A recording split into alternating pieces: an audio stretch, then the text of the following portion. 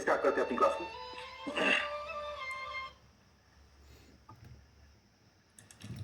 After that while studying, we'll study the water flooding.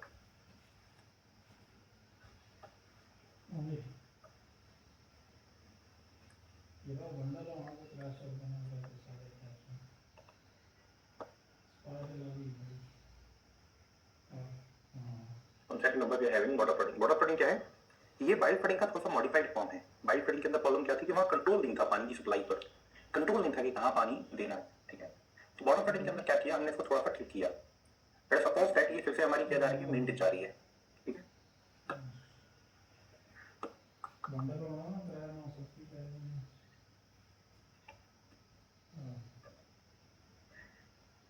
ठीक है। और हमें क्या करना है, हमें दूसरी तरफ, इस तरफ हमारी फील्ड है, हमें इरिगेशन करना है ना। ये जो लोग ये बोलते हैं ना जल्दी पढ़ाओ, तेज पढ़ाओ, पेस ज्यादा करो, तेज करो, आप मत चिंता करो, मुझे पता है कैसे पढ़ाना है ना। मैं 12 साल से पढ़ा है और गेट ईएसी में ही पढ़ाता हूँ पूरा इरिगेशन इंजीनियरिंग। तो लीड करने की जरूरत नहीं है आपको, है ना। आप मतलब कर भी नहीं सकते मुझे लीड, तो मुझे कैसे पढ़ाना है मुझे बेहतर पता है। आप परेशान ना हो इस चीज को लेकर के तो बेहतर है ना। आज के बाद ऐसे फालतू कमेंट मत कीजिएगा, नहीं तो आप मेरी क्लास में परमानेंट ब्लॉक कर दिए जाएंगे। कितना भी रिक्वेस्ट करेंगे आप वापस एक्टिव नहीं करवा पाएंगे अपनी आईडी को। ये फालतू कमेंट मैंने पहले ही मना किया था, मत करना। केवल सब्जेक्ट से रिलेटेड जो डाउट है वही कमेंट करना, मैं बर्दाश्त नहीं करता हूँ। आज पहली क्लास है इसलिए छोड़ रहा हूँ, ठीक है। कैसे पढ़ाना है ये मुझे बेहतर पता है आपसे, और अगर आपको मुझसे बेहतर पता है तो फिर पढ़ने की जरूरत नहीं है। फिर क्या पढ़ना, टाइम खराब ना करना।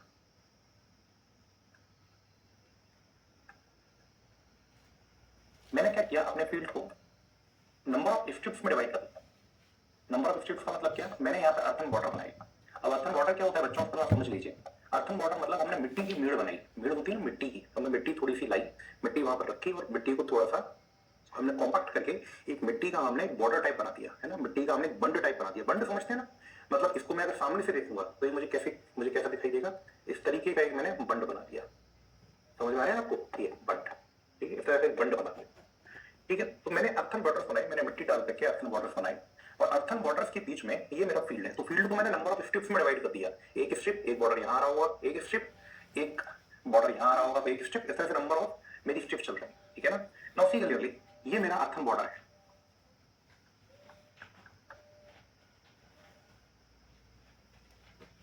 ये मेरा अर्थन बॉर्डर है। ठीक है, इसकी जो हाइट होती है, अर्थन बॉर्डर मतलब मिट्टी डाल करके मैंने एक बॉर्डर बना दिया। बॉर्डर मतलब ये यहाँ का पानी यहाँ नहीं आने देगा, यहाँ का पानी यहाँ नहीं आने देगा। तो इसकी जो हाइट होती है वो हाइट होती है अप टू 30 सेंटीमीटर। 30 सेंटीमीटर तक हम इसकी हाइट रख सकते हैं जरूरत के हिसाब से। और हम क्या करते हैं, यहाँ पर हम एक आउटलेट दे देते हैं, यहाँ पर टॉप पर हम एक आउटलेट दे देते हैं, और इस आउटलेट के थ्रू हमारा पानी इस फील्ड के अंदर अप्लाई हो जाता है। इस बार को थोड़ा सा अंतर है, यहाँ से कितना पानी आएगा, कितनी देर तक आएगा और कितना डिस्चार्ज आएगा, इस पर मेरा कंट्रोल रहेगा। The water coming through that particular outlet, that is Q, it is controlled, है ना। तो ये मेरा क्या है, ये मेरा इस बार आउटलेट है, और क्यू आउटलेट से बाहर आने वाला डिस्चार्ज है। अब ये जो मेरा पूरा का पूरा स्ट्रिप होता है बच्चों, ये मेरा स्ट्रिप होता है अप टू 400 मीटर लॉन्ग। ये जो मेरा स्ट्रिप होता है, that strip is up to 400 metre. Generally इसको 100 टू 400 मीटर लॉन्ग रखते हैं, 100 टू 400 मीटर लॉन्ग। कब 100 रखेंगे, कब 400 रखेंगे बताऊंगा, थोड़ा सा पेशेंस रखिए, है ना। और ये होता है 10 टू 20 मीटर वाइड इस डायरेक्शन में, है ना। और 100 टू 400 मीटर इस डायरेक्शन में। Getting my point on. यहां पर हम क्या करेंगे, यहां पर हम क्रॉपिंग करेंगे।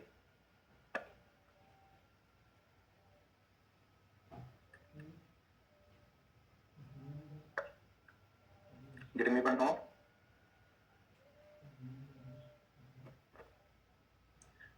यहां हमारी क्रॉपिंग हो रही है और बीच में हमने अर्थन बॉर्डर्स बनाए हुए, ठीक है।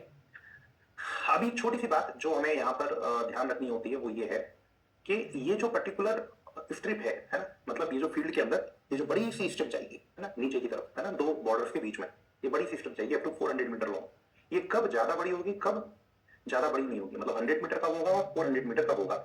तो इसमें थोड़ा सा ये ध्यान रखिए कि ये जो पर्टिकुलर मेथड है ये नॉर्मल परमिएबल सॉइल के लिए है। मैं जो बोल रहा हूँ थोड़ा सा डिफिकल्ट है, अच्छे से समझेंगे तो समझ में आएगा।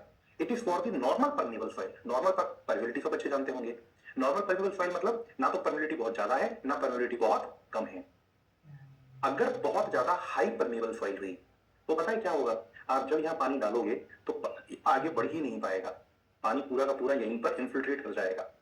400 मीटर लंबी अगर आपने क्या बना दी, 400 मीटर लंबी अगर आपने क्या बना दी, स्ट्रिप बना दी, और हाईली परमेबल सॉइल है तो पानी यहाँ से बाहर आया और यहीं पर पूरा का पूरा पानी अंदर चला गया, इन्फिल्ट्रेट हो गया, क्योंकि परमेबिलिटी बहुत हाई है, लाइक सैंड है ना, रेत है यहाँ पर, तो पानी आगे जा ही नहीं पाएगा। दूसरी बात, अगर बहुत लो परमेबल सॉइल ही, like black cotton soil, black cotton soil क्या होती है, low permeable soil.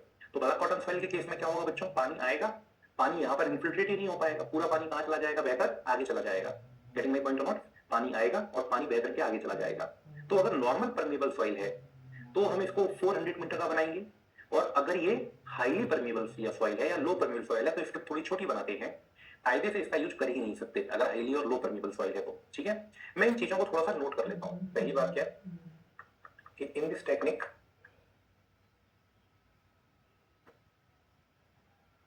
can write with me, field is divided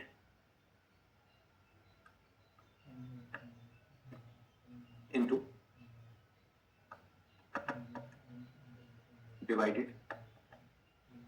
number of strips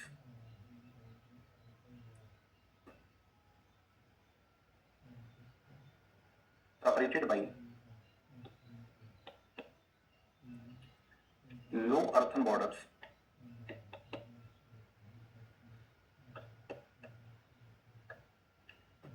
और लेवीज। ये जो मेड़ होती है ना, मिट्टी की मेड़ होती है, इसी को बोला जाता है levy, LEVEE, levies. Done. Water is supplied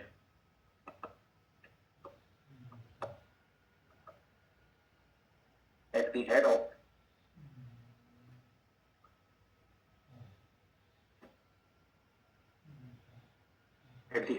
strip with control over the discharge and time duration. मतलब कितने समय के लिए पानी चलाना है ये भी कंट्रोल में है, और कितना पानी चलाना है ये भी कंट्रोल में है ना। तो ओवरऑल हम क्या कह सकते हैं, this method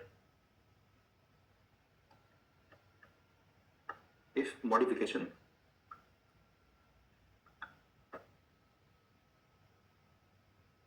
over bile flooding. यहाँ पर भी फ्लडिंग रहे हैं, फील्ड में पानी भर रहे हैं, लेकिन यहाँ पर तुम थोड़ा सा दिमाग लगा करके काम कर रहे हैं।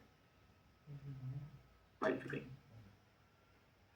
नोट के अंदर क्या लिखना है, थोड़ा सा इंपॉर्टेंट पॉइंट, और वो क्या कि मेथड तभी उपयोगी है, useful, we can say beneficial for normal permeable soil.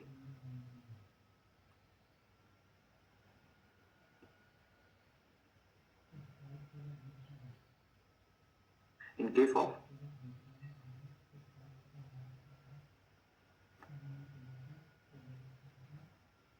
highly permeable soil, entire water is infiltrated at head and in case of low permeable soil,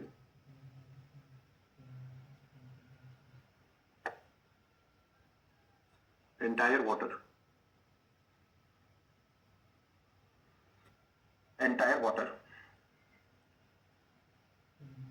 flows to the tail। Tail मतलब आखिरी point जहां तक पानी को बह करके जाना है, वो आखिरी पॉइंट जहां तक पानी को बह करके जाना है उसको हम क्या बोलते हैं, उसको हम टेल ऑफ द फील्ड बोलते हैं। ठीक है ना, that is known as the tail of the field. Done sir? ठीक, तो ये हमारा हेड होता है फील्ड का, और सबसे नीचे फील्ड की टेल होती है। यहाँ पर फील्ड की टेल होती है, और जहां पर पानी आता है ना, इस पर्टिकुलर पॉइंट को हम हेड बोलते हैं। ठीक है, तो हेड हाईली परमेबल में पूरा पानी हेड के पास ही अंदर चला जाएगा, और लो परमेबल में पानी जा ही नहीं पाएगा, पूरा पानी बह करके टेल पर पहुंच जाएगा। ठीक है sir, please write it down.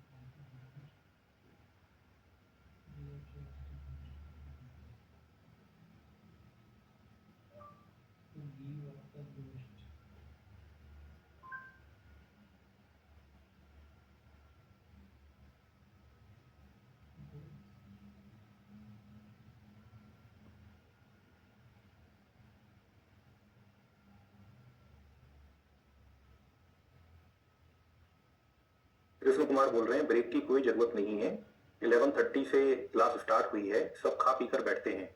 बेटा मैंने आपकी सलाह मांगी क्या, मैंने एडवाइस मांगी क्या मैंने आपकी कि please Krishna Kumar ji advise me कि मैं ब्रेक दूं या ना दूं?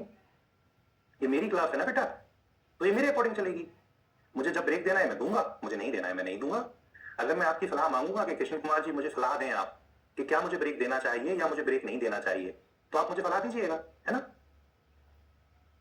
फ्री में क्यों सलाह दे रहे हैं यार जबरदस्ती मत दीजिए, है ना। आवश्यकता नहीं है उसकी, मेरे अंदर दिमाग है,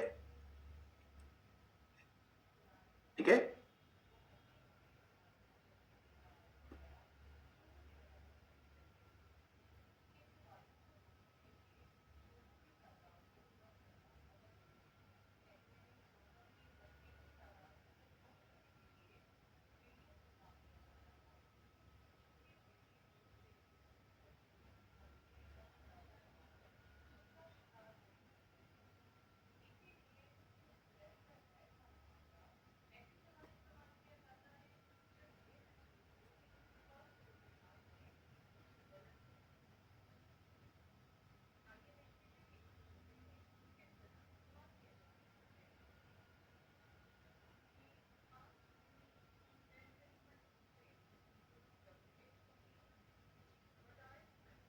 हाँ बेटा टेल एंड भी लिख सकते हो, बिल्कुल अर्जुन। देखो राजन, टेल असल में क्या होता है, स्पेसिफिक टर्म है, हेड भी स्पेसिफिक टर्म है। हम जिस पॉइंट पर इरिगेशन यूज करते हैं ना, उस पॉइंट को हेड बोलते हैं, और जिस पॉइंट तक हमको इरिगेशन करना होता है that particular point is known as the tail, ठीक है। तो हेड और टेल ये दो पॉइंट हम हमेशा फॉलो करेंगे इन एंटायर इरिगेशन इंजीनियरिंग। जिस पॉइंट पर हमने इरिगेशन स्टार्ट किया that is the head of the field और head of the irrigation area, और जिस पॉइंट तक हमको इरिगेशन करना है that is the tail, simple. अब अगर ज्यादा परमीबल सॉइल हुई, सैंड हुई, तो पानी टेल तक पहुंच ही नहीं पाएगा, पूरा पानी हेड पे इन्फिल्ट्रेट हो गया। और अगर कम परमीबल सॉइल हुई तो पूरा पानी बहकर कहां जाएगा, टेल पर, हेड के आसपास इन्फिल्ट्रेशन हो ही नहीं पाएगा। इसलिए ये मेथड ना तो बहुत ज्यादा परमीबल सॉइल के लिए अच्छा है और ना ही बहुत कम परमीबल सॉइल के लिए अच्छा है। ये मेथड सिर्फ नॉर्मल परमीबल सॉइल के लिए अच्छा है, एक बात। दूसरी बात सर, फिर हाईली परमीबल और लो परमीबल सॉइल के अंदर क्या करना चाहिए वो हम थोड़ी देर के बाद देखेंगे। अभी after some time we will see that, हम इस पर भी एक मॉडिफिकेशन लगाएंगे और हम नया मेथड बनाएंगे चेक फ्लडिंग।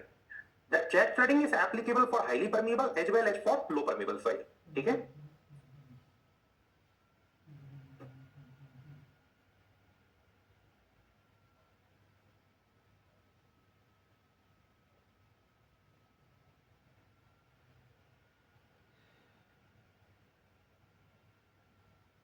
मैं फिर बोल रहा हूं, एक बार रिपीट कर रहा हूं, इस चैट बॉक्स का यूज आप केवल डाउट पूछने के लिए करेंगे। मैंने स्टार्टिंग में भी क्लियर किया था और अभी भी क्लियर कर रहा हूं। इस चैट बॉक्स के अंदर आपका जो भी मैसेज आएगा that will be related only and only with your subject. आपका डाउट आएगा या फिर मैं जो पढ़ा रहा हूं उससे संबंधित आएगा, इसके अलावा आप कुछ भी नहीं लिख सकते यहाँ। आज पहला दिन है इसलिए छोड़ रहा हूं और आपकी गलतियों को क्षमा भी कर रहा हूं, ठीक है ना। इस चैट बॉक्स का उपयोग आप इस सब्जेक्ट के डाउट से रिलेटेड किसी भी क्वेश्चन के लिए नहीं करेंगे और ना ही मुझे कोई एडवाइस देंगे। मुझे जिस तरीके से क्लास लेनी है मैं लूंगा, ये मेरा अधिकार है, आपका अधिकार सिर्फ पढ़ना है। हाँ अगर मैं अच्छा नहीं पढ़ा रहा हूँ, अगर आपको मेरी चीजें समझ में नहीं आ रही हैं तो यू आर फ्री कि आप जो भी आपको रिपोर्ट करना है वो आप कीजिए, फैकल्टी चेंज करवाइए, but please don't use the chat box for anything other than the subject. बहुत स्ट्रिक्ट हूं मैं इस विषय में और मैं आपसे भी यही अपेक्षा करता हूं। चलिए ये खत्म हो गया क्या, लिख लिया ये सभी ने, आगे चलें।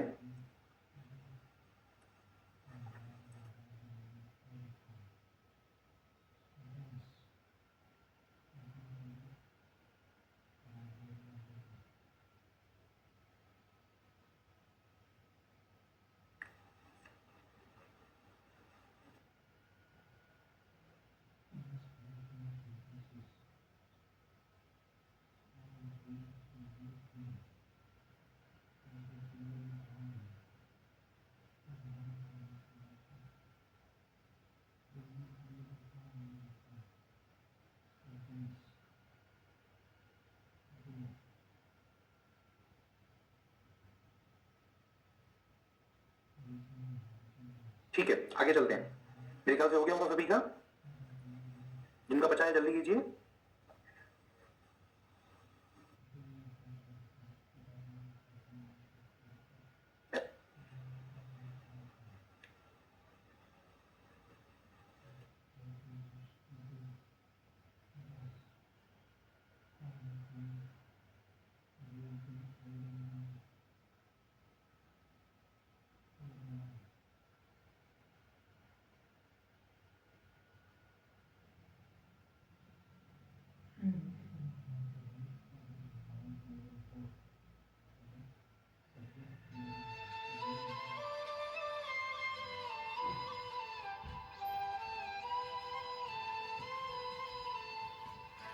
Suraj is asking, sir, in border flooding we can use any type of ground profile, only permeability condition. Suraj, आपका सवाल बहुत अच्छा है, and I will consider it, but I will consider it after the check flooding, है ना? Border flooding में अभी एक और हम कैक्सल लगाएंगे. After that I will take that question. मैं खुद से ही दूंगा, है ना? आप क्वेश्चन बहुत अच्छा पूछ रहे हैं, जेन्युइन क्वेश्चन है आपका कि बॉर्डर फ्लोडिंग के अंदर किस टाइप का ग्राउंड प्रोफाइल होना चाहिए, but I am not in condition to reply that particular question, है ना? तो थोड़ा सा इंतजार कीजिए 10 से 15 मिनट. आई विल आपको खुद ही मिल जाएगा आपका रिप्लाई, है ना? मैं लिखवाऊंगा इसको नोट के अंदर, तो automatically will get your reply. ठीक है ना? मैं जानबूझ के नहीं बताया वो भी, है ना? क्योंकि अभी उसको समझने का की जगह नहीं है ये. मैं बताऊंगा अभी ग्राउंड प्रोफाइल चेक की और बॉर्डर की एक साथ बताऊंगा. ठीक है, डन. इसके बाद थोड़ा सा आगे चलेंगे और नेक्स्ट मेथड के ऊपर जाने के पहले एक छोटा सा हमें फॉर्मूला देखना है ना? डायरेक्ट फॉर्मूला है बट डेरिवेशन रिक्वायर्ड नहीं है. अगर होता तो मैं करवाता, डेरिवेशन जरूरी नहीं है इसलिए मैं नहीं करवा रहा हूं. That is the time required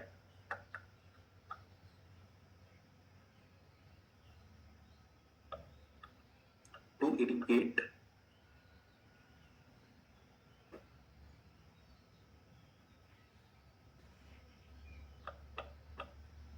area of strip. कोई एक स्ट्रिप है, उसका कुछ एरिया है, उसको इरिगेट करने के लिए आपको कितना टाइम लगेगा. तो इसका जो एक्सप्रेशन होता है सर टाइम का, that expression is equal to y upon f into log e q upon q minus fa, और t equal to y upon f log 10 के बेस पर लिखना है तो 2.303 log 10 q upon q minus fa. तो इसका मतलब क्या है समझ लीजिए.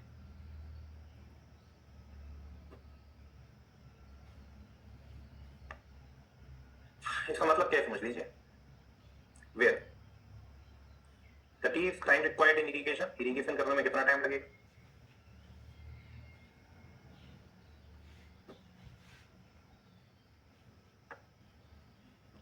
Y average standing depth of water. Flooding method है ना, हम आउटलेट चालू करके क्या कर रहे हैं, पानी भर रहे हैं ना फील्ड के अंदर. फ्लडिंग मेथड है ना ये, तो पानी भरते हैं फील्ड के अंदर. तो ये क्या है, average standing depth of water. जब हम फ्लडिंग करते हैं तो हमारे फील्ड में कितना पानी भर जाता है. Average standing depth of water in field.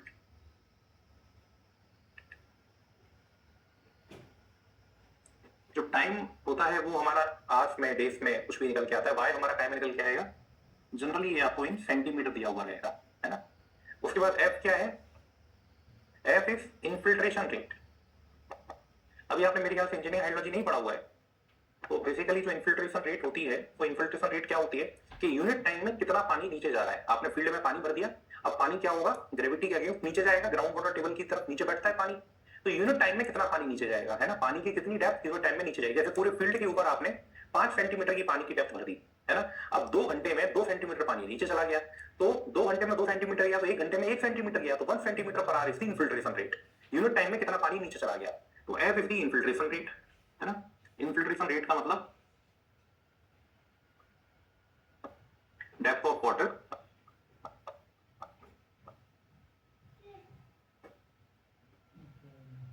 infiltrating in ground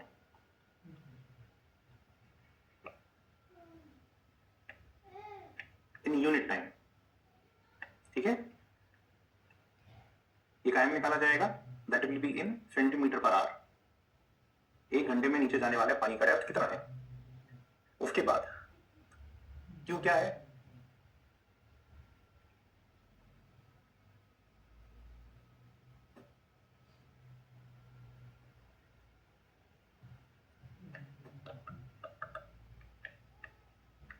discharge through outlet. जो हेड पर हमने आउटलेट दिया था उसमें डिस्चार्ज क्या है, डिस्चार्ज कायम रखते हैं generally metre cube per second. क्यूमिक्स और मीटर क्यूब पर सेकंड एक ही होता है बच्चों, है ना?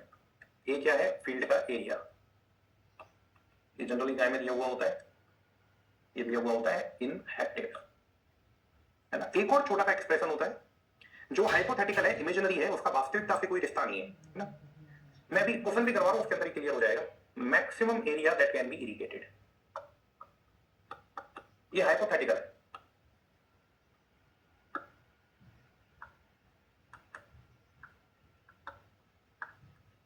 Maximum area that can be irrigated. अब maximum area that can be irrigated का मतलब क्या है, प्रोसेस को समझ लीजिए। मैक्सिमम एरिया इरिगेटेड का मतलब है कि let us suppose that strip का कोई अंत नहीं है ना, ये कितनी भी बड़ी स्ट्रिप हो सकती है। मैं थोड़ी देर पहले एक स्ट्रिप देखी थी ना, ये स्ट्रिप कितनी भी बड़ी हो सकती है, इसका कोई अंत नहीं है ना। ये 100 से 400 मीटर की लंबाई थी ना, ये इन्फिनिटी लंबी स्ट्रिप है, इन्फिनिटी लंबी है, एकदम नीचे तक चलती चली जाती है।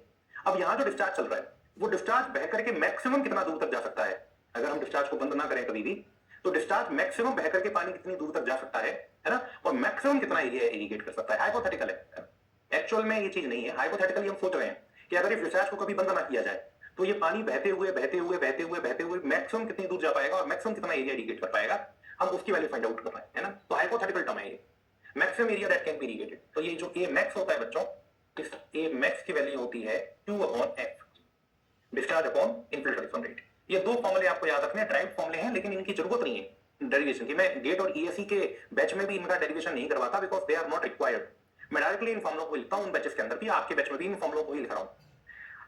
मेंस के अंदर मुझे ऐसा लगता है कि इस पर बेस्ड कभी कोई क्वेश्चन आ सकता है ना। मेंस के अंदर मुझे ऐसा लगता है इस पर बेस्ड कभी कोई क्वेश्चन आ सकता है। हाँ, अब एक छोटी सी प्रॉब्लम ये है कि सर लॉग कैसे सॉल्व करेंगे।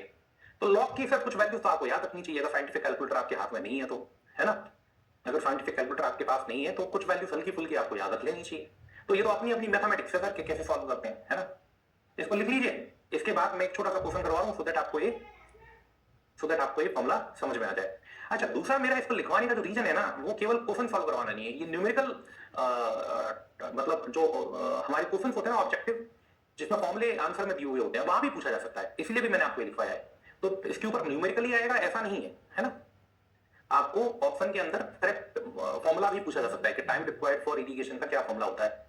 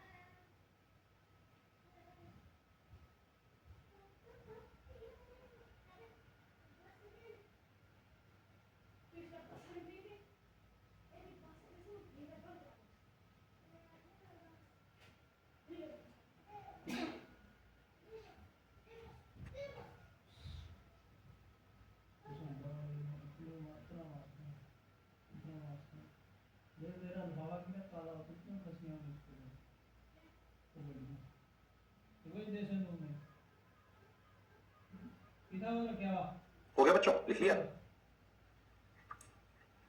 अभी एक न्यूमेरिकल क्वेश्चन सॉल्व करते हैं।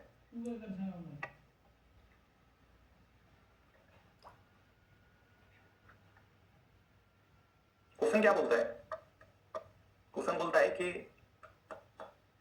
The field of area 0.0 hectare is irrigated by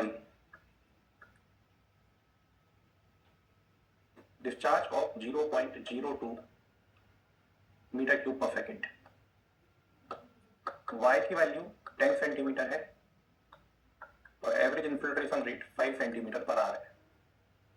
बोलता है कि दो चीजें निकाल के बताइए। पॉइंट पहला, time required in irrigation, minutes में आपके ऑप्शन, और दूसरा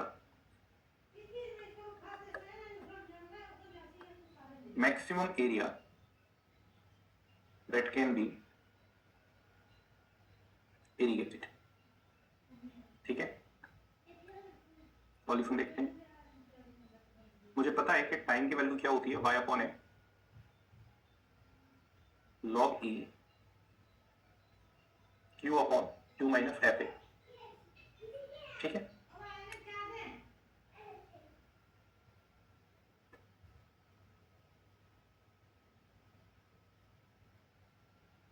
वैल्यूज पुट कर देते हैं, वैल्यूज को पुट करेंगे तो आपको टाइम मिल जाएगा y अपॉन एफ मतलब 10 centimetre upon 5 centimetre per hour. Centimetre centimetre काट दीजिए, you will get answer in r. log e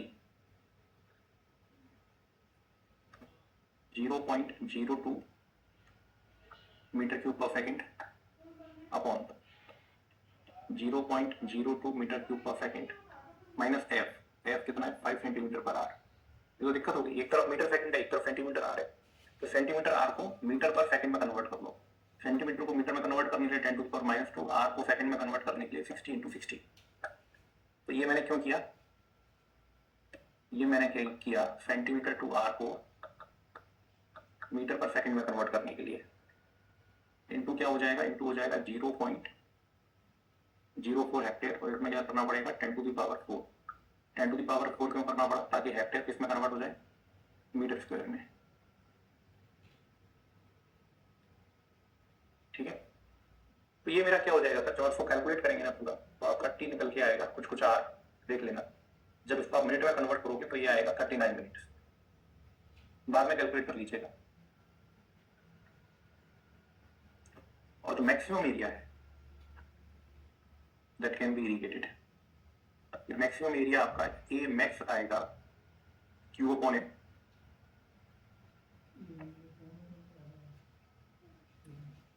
0.02 metre cube per second upon f है 5 centimetre per hour, 10 to the power minus 2 upon 60 upon 60 किया, so that ये centimetre per hour metre per second में convert हो जाए। तो जब यहाँ से इसको सॉल्व करेंगे तो ये आएगा 1440 metre square. This a max can be written as 0.144 hectare. ठीक है, प्लीज राइट इट डाउन।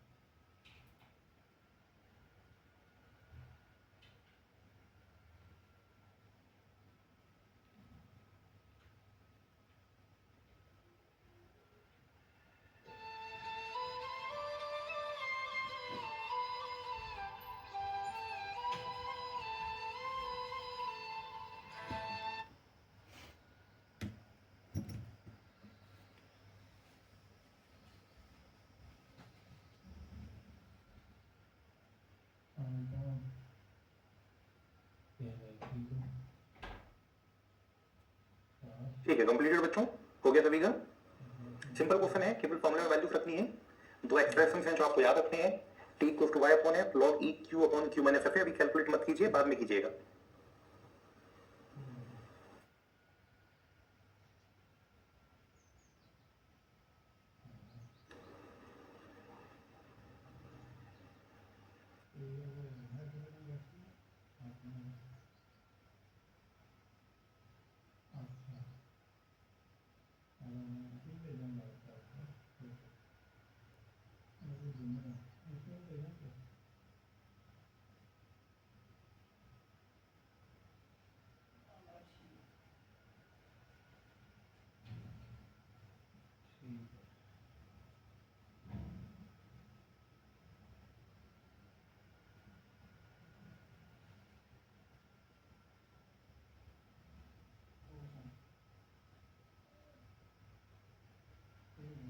ठीक है, I think it is completed.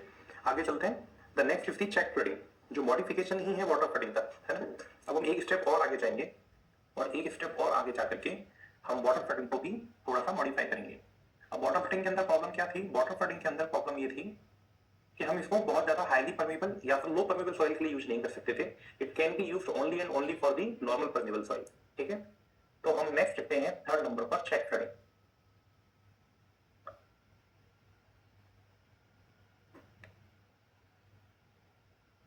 Check flooding क्या होती है बच्चों? It is the modification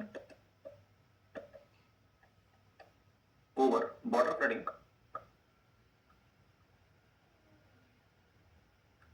that can be used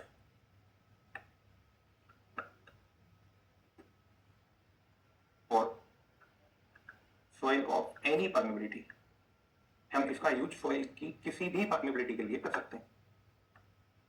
अब हम इसके पहले चेक फ्लडिंग के अंदर क्या करते थे? अपने लैंड को नंबर ऑफ स्ट्रिप्स में डिवाइड करते थे।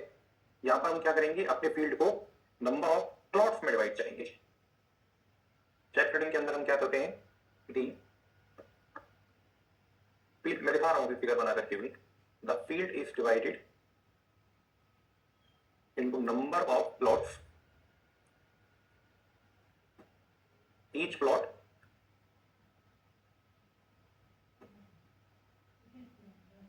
varies in size from 0.2 to 0.8 hectare. Water is filled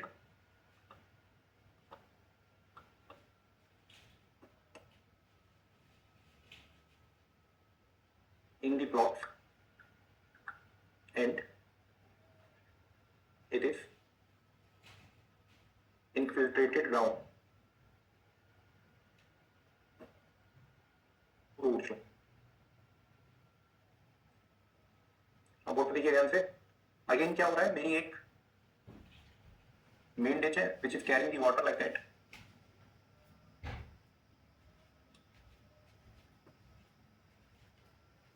ये मेरी मेन डिच है जो पानी को लेकर के आ रही है एक कैनाल से फील्ड के अंदर, और मुझे इस साइड में इरिगेशन करना है। इस साइड में अगर मुझे इस साइड में इरिगेशन करना है तो मैं फिर से क्या बनाता हूँ? यहाँ पर अर्थन बॉर्डर्स बनाता हूँ, लेकिन इस बार मेरा अर्थन बॉर्डर्स बनाने का तरीका थोड़ा सा अलग रहेगा। ये मैंने एक बॉर्डर बनाया,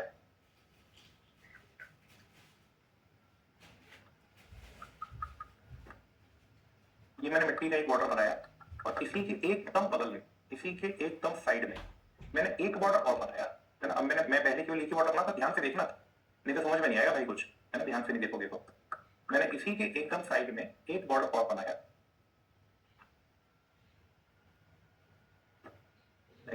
ठीक है। थोड़ी दूर पर जाकर के जैसे हम एक स्ट्रिप बनाते थे ना, ऐसे ही मैंने दो बॉर्डर और बनाए थोड़ी थोड़ी दूर पर। पहले मैं एक ही बॉर्डर बनाता था, अब मैंने दो बॉर्डर्स बनाए।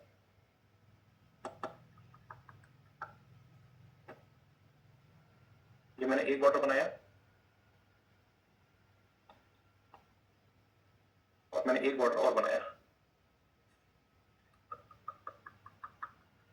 और इसके बगल में मैंने, इसके बीच में एक ट्रेंच जैसी बन जाएगी, इन दो बॉर्डर्स के बीच में एक नाली जैसी बन जाएगी, उस नाली के अंदर मैंने पानी भर दिया।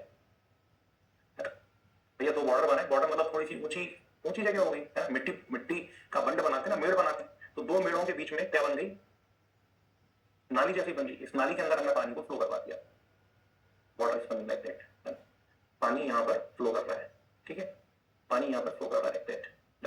अब हमने क्या किया? लॉन्गिट्यूडनल डायरेक्शन में भी, सॉरी लेटरल डायरेक्शन में भी कुछ वाटर बना दिया like that, like that, like that. हमने क्या किया? लॉन्गिट्यूडनल डायरेक्शन में वाटर बने थे लंबाई में, हमने कुछ वाटर कहां बना दिए? इस डायरेक्शन में बना दिए।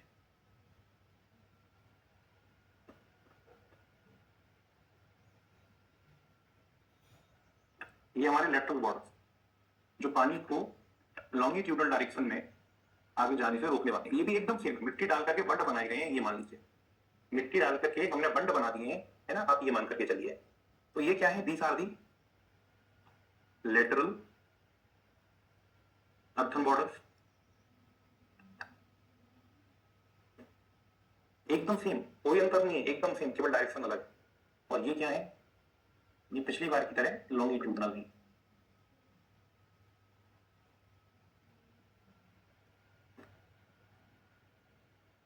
ये क्या है, ट्रेंच फॉर्म इन बिटवीन, ये हमारी ट्रेंच है जो किसके बीच में फॉर्म हुई है, इन बिटवीन लॉन्गिट्यूडनल बॉर्डर्स।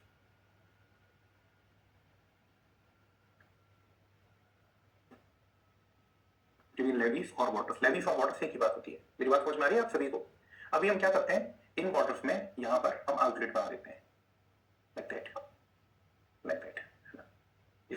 इस नाली में से हमने यहाँ पर आउटलेट निकाल दिया, इस नाली में से हमने यहाँ पर एक आउटलेट निकाल दिया, इस नाली से हमने यहाँ पर एक आउटलेट निकाल दिया, इस नाली से हमने यहाँ पर एक आउटलेट निकाल दी। इस आउटलेट में से पानी भरता है और ये जो फील्ड प्लॉट बन गया ना चारों तरफ से बॉर्डर पे घिरा हुआ, यहाँ पर ये पानी आकर के इकट्ठा हो जाता है। इस आउटलेट से कितना पानी आएगा कितना पानी नहीं आएगा ये हम कंट्रोल कर सकते हैं।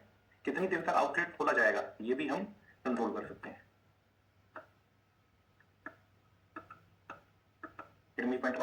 तो ये मेरा आउटलेट है, दैट इज माई आउटलेट। इस आउटलेट के थ्रू पानी आ रहा है और अब पानी क्या होता था, पहले पानी आगे चला जाता था, पानी आगे नहीं जा पाएगा, पानी इतनी ही एरिया में भर जाएगा और पानी इतनी एरिया में बाहर आएगा। आपने चावल की खेती में इसको आमतौर पर देखा भी होगा, आमतौर पर यही यूज किया जाता है क्योंकि हर टाइप की परमेबल सॉइल के अंदर यूज किया जा सकता है ना, इसलिए हम इसी का यूज करते हैं, जनरली हम इसी का यूज करते हैं चावल की खेती के अंदर। Get me point over? ये जो एरिया होता है बॉर्डर का है ना, इस एरिया को ही हम कितना रखते हैं, 0.2 टू 0.8 हेक्टेयर। ये जो पूरा का पूरा एरिया रहता है इसकी वैल्यू याद रखनी है, 0.2 hectare to 0.8 hectare.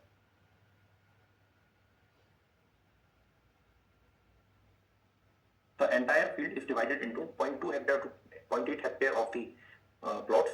In plots को पानी से भर दिया जाता है और उसके बाद इस पानी को धीरे धीरे इन्फिल्ट्रेट होने दिया जाता है। Getting my point out? बात मेरी सभी को समझ में आ रही है? तो यहाँ पर हमने केवल क्या किया, मॉडिफिकेशन किया। और मॉडिफिकेशन ने क्या किया, मॉडिफिकेशन हमने इतना सा कर दिया कि हमने लॉन्गिट्यूडनल डायरेक्शन के साथ साथ लेटरल डायरेक्शन में भी अर्थन बॉर्डर्स बना दिए। हमने लॉन्गिट्यूडनल डायरेक्शन के साथ साथ हमने लेटरल डायरेक्शन में भी अर्थन बॉर्डर्स बना दिए ताकि लेटरल डायरेक्शन में जाने वाला पानी हमारा रिस्ट्रिक्ट हो जाए। अब छोटा एरिया होने से हमें क्या फायदा हुआ, अगर हाईली परमेबल सॉइल है तो दिक्कत ये थी कि पानी आगे तक नहीं जा पाता था, यहाँ आगे जाना भी नहीं है, पानी को केवल इतनी एरिया में ही भरना है और कहीं भरना भी नहीं है पानी को। जब हमारी लो परमेबल सॉइल थी तो दिक्कत क्या थी, पानी हेड के पास नहीं रुक पाता था, पूरा पानी कहाँ कहाँ कहाँ चला जाता था, टेल पे चला जाता था, यहाँ जा ही नहीं पाएगा क्योंकि चारों तरफ से आपने क्या कर रखा है, कन्फाइन कर रखा है। एकेडमिक पॉइंट रॉन्ग, तो पानी ट्रैप हो गया है ना, पानी ट्रैप हो गया है एक प्लॉट के अंदर। उस पानी को वहीं पर क्या करना पड़ेगा, वहीं पर नीचे जाना पड़ेगा, उस पानी को वहीं पर नीचे जाना पड़ेगा। ठीक है सर? पिछले क्वेश्चन में कुछ गलती हुई है क्या? हाँ ठीक है, उसको 0.02 कर लीजिएगा। जो आंसर मैंने आपको बताया है वो 0.02 के अकॉर्डिंग था। पिछले क्वेश्चन में जो आंसर मैंने आपको बताया ना, answer is according to 0.02 metre cube per second and area 0.04 hectare. ठीक है, जो मैंने यहां रखा था वो एकदम सही था, वो गलती से हो गया होगा। ठीक है, इसको लिखेंगे प्लीज राइट इट डाउन।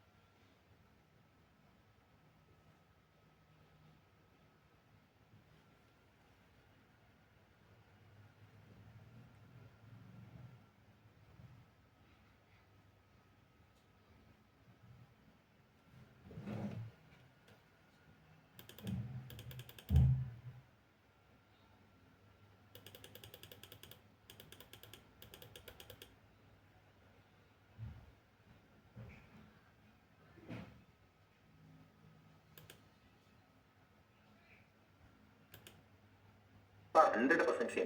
सिर्फ अंतर कितना कि जब हम वाटर फ्लडिंग को पढ़ते हैं स्ट्रिप फ्लडिंग, वाटर फ्लडिंग को स्ट्रिप फ्लडिंग फ्लडिंग भी बोलते हैं, तो पानी इस डायरेक्शन में स्ट्रिप के अलोंग बहता है और इरिगेशन हो जाता है, ठीक है। और जब हम किसको पढ़ते हैं चेक फ्लडिंग को, तो उसी स्ट्रिप में हम लेटरल डायरेक्शन में भी बंड बना करके हम पूरी स्ट्रिप को छोटे छोटे प्लॉट्स में डिवाइड कर देते हैं और छोटे छोटे एरिया में इरिगेशन करते हैं। तो दोनों चीजें सेम है, दोनों चीजों में कोई अंतर नहीं है। सिर्फ इतना अंतर है कि वहां पूरी एक स्ट्रिप एक साथ इरिगेट की जाती है, यहाँ उसी स्ट्रिप को छोटे छोटे पार्ट्स में तोड़ के इरिगेट किया जाता है। तो एक बात पहला नोट के अंदर, ये कैसे क्रॉप के लिए हम यूज कर सकते हैं। तो पहली बात बॉर्डर एंड चेक फ्लडिंग दोनों किसके लिए यूज की जाएंगी, फॉर राइस क्रॉप। अभी इस सीजन में आप देख भी रहे होंगे, अगर राइस क्रॉप आपके आसपास उसकी होगी तो, है ना, आप देख भी रहे होंगे चेक और वाटर फ्लडिंग से ही उसका इरिगेशन से जनरली चेक फ्लडिंग यूज होती है क्योंकि हर टाइप की प्रोबेबिलिटी के लिए यूज की जा सकती है। तो राइस क्रॉप के इरिगेशन के लिए हम इसको यूज करते हैं, है ना। दूसरी बात, हमारे सॉइल का लैंड कंडीशन कैसा होना चाहिए, अगर हमको बॉर्डर यूज करना है या फिर हमको चेक फ्लडिंग यूज करना है। तो इस पर्टिकुलर मेथड के अंदर आप चाहें तो फ्लैट टोपोग्राफी पर यूज कर लीजिए या फिर रोलिंग पर यूज कर लीजिए। बता रहा हूं कैसे। Border and check flooding can be used over rolling and flat topography. Rolling और फ्लैट दोनों पे यूज कर सकते। पहले इसको देखिए,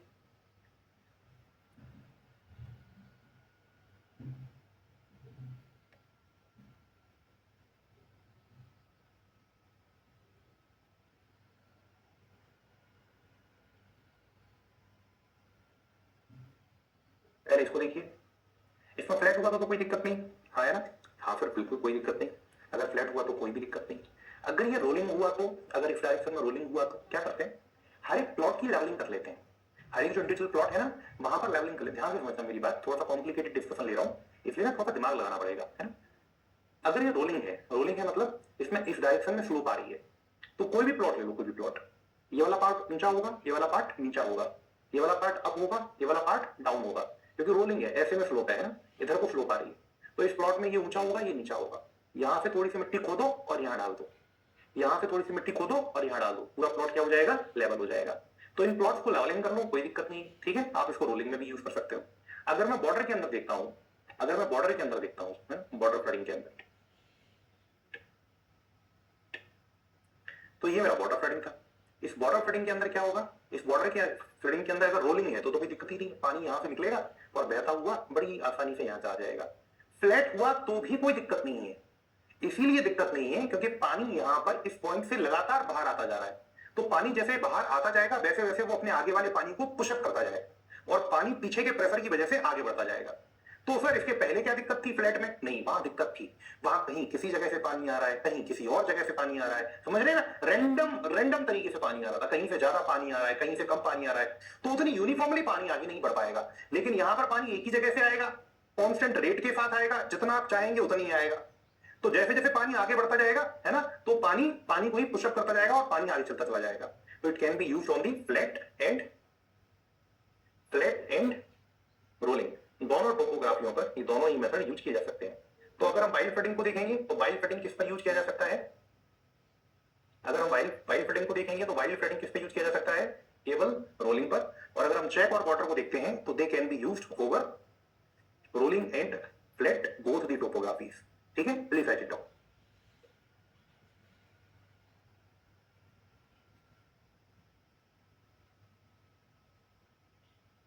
इन दोनों नोट पॉइंट्स को नोट कर लीजिए।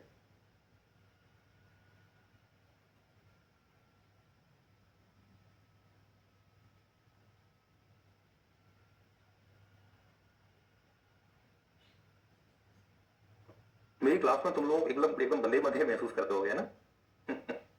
थोड़ा सा डिसिप्लिन जरूरी होता है क्लास के अंदर, है ना। अगर अच्छे से पढ़ाई करनी है ना हमें, तो some discipline is required. And second thing, जब हम पढ़ते हैं किसी क्लास के अंदर तो the control key should be in the hand of teacher only, बच्चों के हाथ में नहीं होनी चाहिए वो।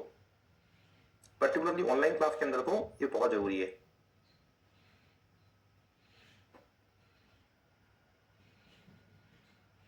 बाद बाकी मतलब सब्जेक्ट से जुड़ा हुआ डाउट पूछने के लिए यू आर कंप्लीटली फ्री, जो पूछना है पूछिए, कोई डाउट छोटा या बड़ा नहीं होता, कोई फालतू चीज मत पूछिएगा। बाद बाकी related to subject you can ask anything, आपको कुछ समझ में नहीं आ रहा यू कैन आस्क एनीथिंग, मैं आपको डेडिकेटेड टाइम स्लॉट दूंगा, उसके अंदर तो आप कुछ भी पूछ सकते हैं रिलेटेड टू सब्जेक्ट, है ना, हमारे लेक्चर से जुड़ा हुआ आपको जो पूछना है पूछ सकते हैं। बीच में भी अगर कुछ डाउट आता है देन यू कैन राइट, अगर होगा लेने लायक तो मैं लूंगा।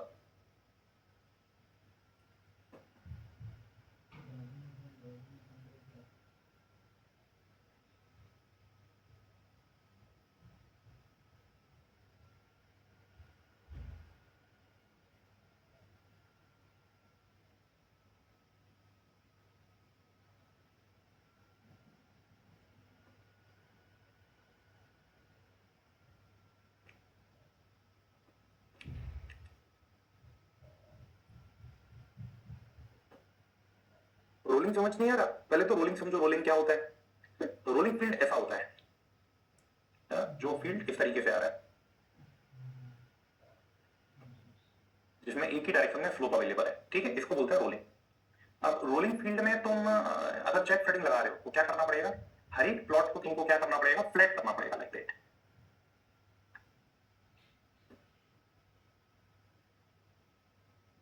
समझ में आया इस तरीके से। यहां पर क्या हो जाएगी, कटिंग हो जाएगी इस पर्टिकुलर जगह पर, ठीक है, इस पर्टिकुलर जगह पे क्या हो जाएगी, फिलिंग हो जाएगी, इस पर्टिकुलर जगह पे फिर से कटिंग हो जाएगी, इस पर्टिकुलर जगह पर फिलिंग हो जाएगी, इस तरह से प्लॉट बन जाएगी। समझ में आया ना, इस डाउन को बोलते हैं रोलिंग डाउन। ये मैंने सेक्शन दिखाया हुआ है, लॉन्गिट्यूडनल सेक्शन।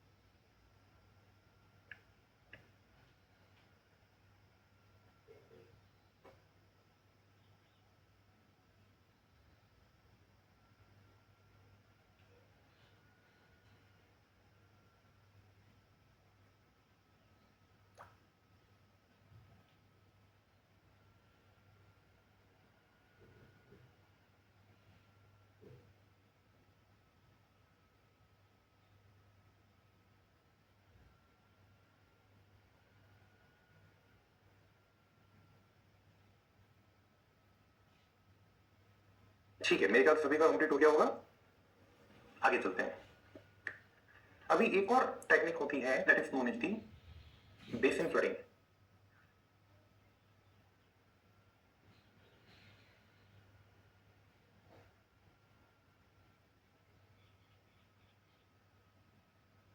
अब बेसिन फ्लडिंग क्या होता है, अगर आप कभी किसी फ्रूट गार्डन के अंदर गए होंगे, फ्रूट गार्डन मतलब जो आम का बगीचा होता है ना, या संतरे का बगीचा होता है, या फिर और भी कोई फ्रूट गार्डन होते हैं, देखे होंगे हमने कभी ना कभी तो अपनी लाइफ में। तो अगर आप फ्रूट गार्डन के अंदर देखे होंगे तो आपने देखा होगा फ्रूट गार्डन के अंदर एक जो हमारा प्लांट होता है, मतलब जो हमारा पेड़ होता है, उस पेड़ के चारों तरफ, उसके स्टेम के चारों तरफ एक गड्ढा खोद खोद दिया जाता है ना, जो हमारा स्टेम होता है उस स्टेम के चारों तरफ एक गड्ढा खोद दिया जाता है, और उस गड्ढे को with the help of open trenches और with the help of pipelines हम एक पानी के सोर्स के साथ कनेक्ट कर देते हैं लाइक दैट।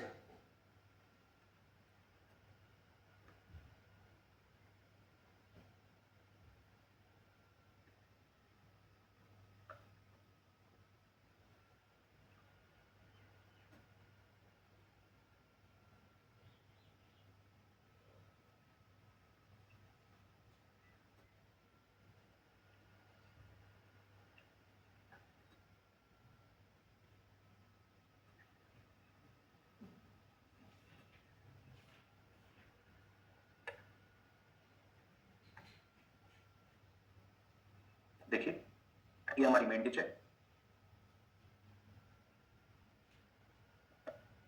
जो कैनाल से पानी लेकर के हमारे फील्ड में आ रही है। फिर ये हमारी सीरीज ऑफ डिचेस है, डिचेस मतलब केवल मिट्टी की नालियां हैं, है ना, कच्ची नालियां हैं मिट्टी की, ट्रेंचेस हैं और कुछ भी नहीं, है ना। यहां पर एक गड्ढा खोदा हुआ है गोल, जिस गड्ढे के अंदर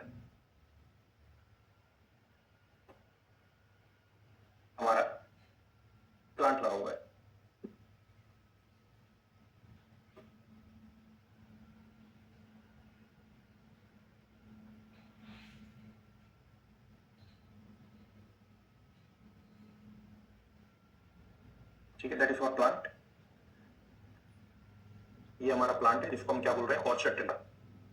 ऑर्चर्ड ट्री क्यों बोल रहा हूँ, ऑर्चर्ड ट्री का मतलब all the small to medium trees, जितने भी फ्रूट ट्री या फ्लावर ट्री होते हैं ना, मैंने उन सबको ले लिया। स्मॉल टू मीडियम ट्रीज, सब स्मॉल टू मीडियम ट्रीज को मैं क्या बोलता हूँ, ऑर्चर्ड ट्रीज। ठीक है, और ये जो इसके चारों तरफ गड्ढा खोदा हुआ है मैंने, इसको हम क्या बोलते हैं, बेसिन ऑफ ऑर्चर्ड ट्री। इसको हम पानी से भर देते हैं। इस वाली हम डिच को कह सकते हैं ब्रांच डिच, और इसको बोल सकते हैं डिस्ट्रीब्यूटरी डिच।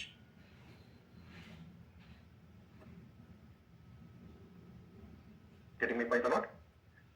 अब एक बात बताइए कि ये किसका स्पेसिफिक फॉर्म है। क्वेश्चन पूछा जाता है कि basin flooding is the specific form of wild flooding, border flooding और चेक फ्लडिंग। तो करेक्ट आंसर है चेक फ्लडिंग। चेक के अंदर क्या करते हैं, हम एक स्क्वायर या रेक्टेंगुलर एरिया के अंदर पानी को कंफाइन कर देते हैं। चेक फ्लडिंग देखिए थोड़ी देर पहले, एक 0.2 या 0.8 हेक्टेयर का स्क्वायर या रेक्टेंगुलर एरिया बनाया, चारों तरफ से मिट्टी का बॉर्डर बनाया, मतलब थोड़ी ऊंची सी बाउंड्री बनाई, और पानी को उसके अंदर रोक दिया। पानी उसमें से क्रॉस नहीं कर सकता, कहीं भी नहीं जा सकता, पानी वहीं फंसा रहता है, ट्रैप हो जाता है। सिमिलरली गड्ढा खोद के पानी को यहाँ पर ट्रैप कर दिया सर्कुलर एरिया के अंदर। देखिए एक सर्कुलर एरिया है, सर्कुलर एरिया के अंदर पानी को ट्रैप कर दिया। गड्ढा है तो पानी उससे बाहर जा नहीं सकता, चारों तरफ जो रिज है उसके बाहर जा नहीं सकता, इसीलिए हम इसको क्या बोलते हैं, specific form of check flooding. तो it is specific form of check flooding used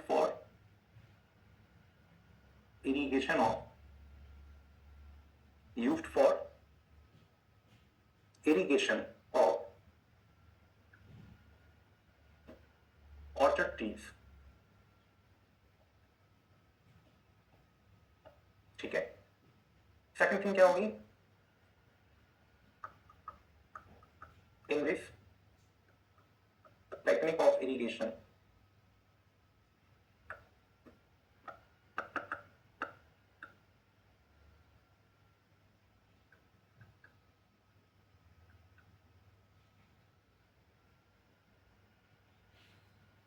a circular pit is excavated around the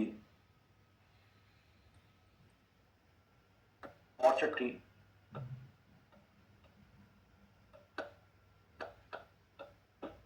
known as its basin।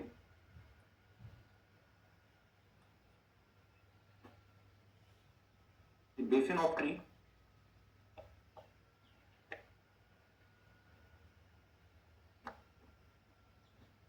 is filled with water and it is allowed to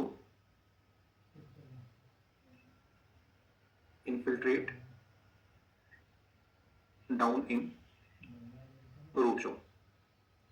इस गड्ढे के अंदर हम पानी भर देते हैं, सर्कुलर गड्ढे के अंदर हम पानी भर देते हैं, और फिर उसको धीरे धीरे धीरे धीरे हम नीचे जाने के लिए अलाउ करते हैं पानी। ठीक है,